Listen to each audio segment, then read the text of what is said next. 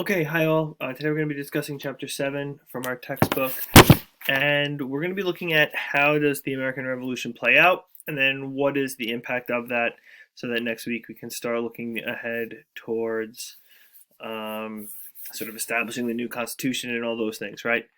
So last time we were together, we discussed the sort of lead up to the war, and we talked about how the French and Indian War or the Global 7 Years' War helped lead to those events, right? And we talked about how that increases the demand for taxation, but also how that leads to increased tensions between the British and their North American counterparts.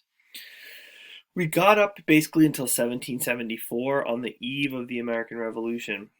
And today we're going to be looking at that beginning of the fight, right? So the first battles of the American Revolution are in April of 1775, right? So we often think about the first real major event being, the signing of the Declaration of Independence in July of 1776.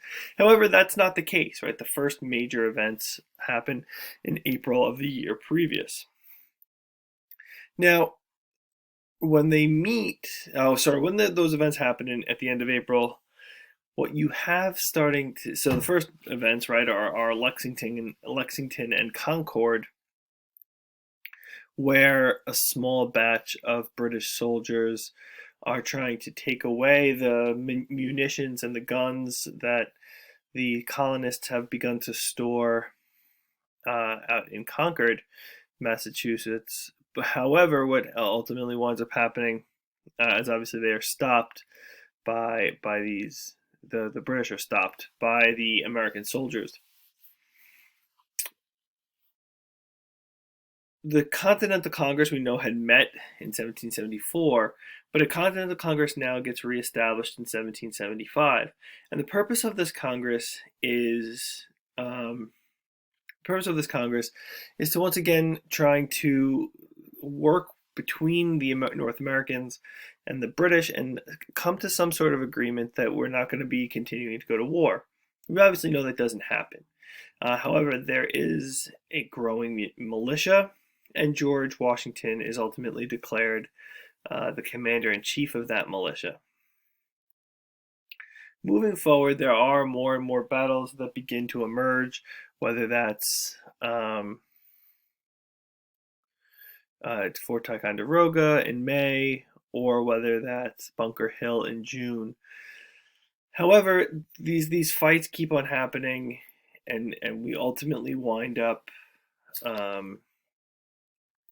getting more and more hostilities.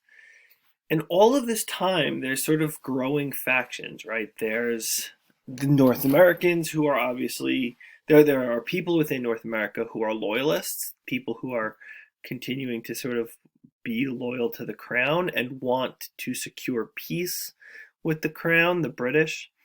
Or there's the patriots, right? And it's going to be tough for me to keep sort of using these terms because I'm going to say North Americans. I'm going to try and say patriots for the people who want independence and loyalists for people who want to remain tied to Britain. So the patriots are a group of people, obviously, who want independence. But globally speaking, there's also groups of people who support the American cause, even people within Britain who support the American cause. And that's an important thing to see.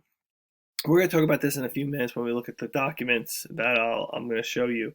However, people globally knew about the problems going on within North America, whether that's trade problems, whether that's connections between different groups of traders, Americans wanting rights. People understood that. And one such person, who is a British guy who winds up coming to the United States, is Thomas Paine. So Thomas Paine is English, as I just mentioned. However, he had moved to North America in the 1770s, and he writes a very famous book called Common Sense. It's a rather short pamphlet, only about 70 pages if you find the PDF today. But the purpose of this document, as he writes it, is to show that the North American continent can no longer be controlled by a far off 3,000 miles, 6 week journey British Empire. They had changed. So, what Paine is arguing for here is a um, is a total break from the British. Establish a republic and get rid of your aristocracy and change and set up a new style of government. Now, I should point out here that this book is wildly popular. He winds up selling thousands of copies of this book, and he becomes sort of an icon. I should also point out that he dies penniless, and I think 3 people are at his funeral 30 years later. And how does he have such a fall of grace? This is not the point of the class, but I will drop the point that he writes 2 other pamphlets in the 1790s that really lose pretty much all of the support that he ever had. But anyway, this one is really important, and it sort of sets up the justification for independence. The next big event, right, on common sense, is the Declaration of Independence, published in July of 1776. So in July of 1776, you have the signing of the Declaration of Independence within Congress, right? However, this was written by a committee of 5 people: Benjamin Franklin, Thomas Jefferson, John Adams, Roger Sherman, and Roger Livingston, who were selected by the Continental Congress. We don't remember Sherman and Livingston, but we do remember, obviously, these 3 guys. Now, the Declaration of Independence is an important document, and we're going to look at you're going to see a little bit more about it later. But the Declaration of Independence is significant because it brings together a lot of Enlightenment ideas, right? So we often think about the we hold these truths to be self-evident portion, but the Declaration of Independence has 3 parts, and we often forget about the really most important part, which is the 3rd part, which is the list of grievances. 2nd part, which is the list of grievances. The list of grievances says all of the things that the British king, King George III, had done wrong to the colonists.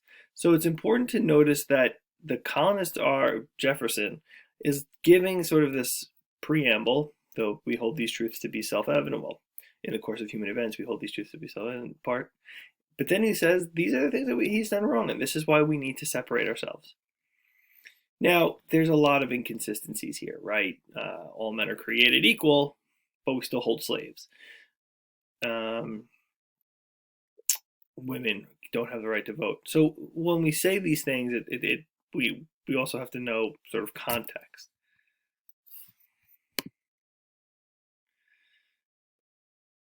As the revolution is continuing to go on, the sides continue to get more and more stringent. The Patriots, called Whigs, right? So Whigs are a political party in Britain in the 18th century, and they're called Whigs, and they support sort of the idea of rights.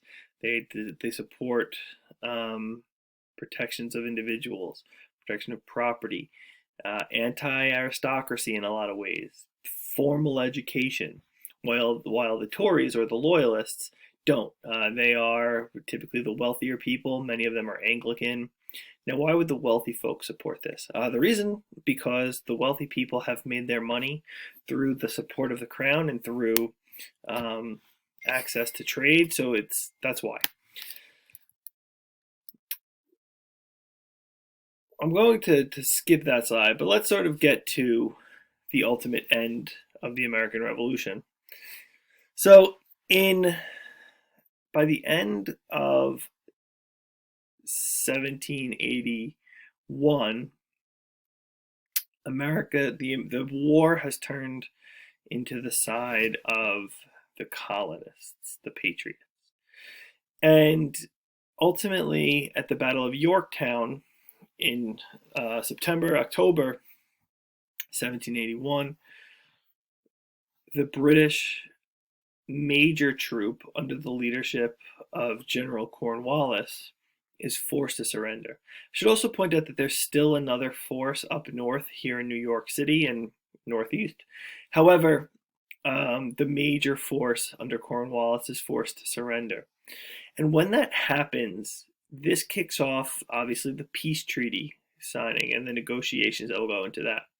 So the United States, the new United States, sends a delegation of Benjamin Franklin, John Adams, and John Jay, the future Supreme Court Chief Justice, to Paris to support and write the clauses for the treaty that will set up American independence. The United States gets a lot of what it demands. It moves the border past the Allegheny Mountains, all the way to the Mississippi River. And although people are not supposed to be moving that way, the United States is officially recognized as an independent country. Loyalists were no longer going to be persecuted. However, a lot of them flee to Canada anyway. So the treaty is pretty generous to the United States. Now, once the country has received its independence, now within the country itself, there needs to be a lot of hemming and hawing over establishing unity within the country. There's a big difference between the North and the South. The North is a more industrial economy, production economy, not necessarily agricultural like it is in the South. In the South, you have a lot of agriculture, very rural environment. Most people make their money through planting and sharecropping, and you have slavery. And when you look at these things between the North and the South, that common cause, that sort of hatred of the British that had once bound them together, is no longer there. So what happens as a result is you have a lot of tension between the two. And this actually will be the basis for the first political parties that emerge in the late 1700s under the first government, after the death or after the resignation and death of George Washington. The other major problem that we have here is that the first government that we have here in the United States was the Articles of Confederation. The Articles of Confederation were a very loose form of government established under the Continental Congress in the 1770s. The government had no taxing power, so the government couldn't demand money. Each state was basically its own nation, sovereign nation, and it couldn't do anything to get wealth from the other places. So what you have happening here is really a very diverse 13-nation country, which is kind of weird to think about. Obviously ineffective. There was no real executive, so it was a really rough situation. And that's where this comes in, right? So what powers were given to the Articles of Confederation? Well, in the Articles of Confederation, the national government, the federal government, could declare war, could have an army and navy, could negotiate treaties, could have one post office, could ask requisition funding for the states, right? So it could ask for funding. But that's it. That's all it could do.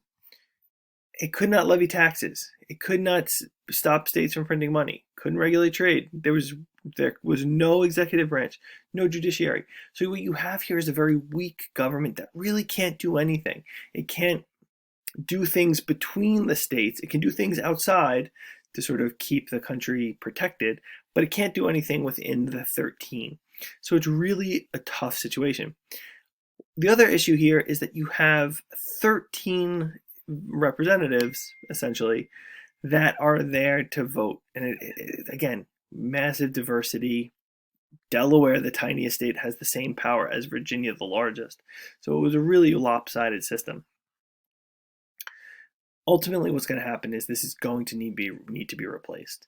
And we know, sort of, I hope you know, that going forward, this will change when we get to the Constitutional Convention in the end of the 1780s.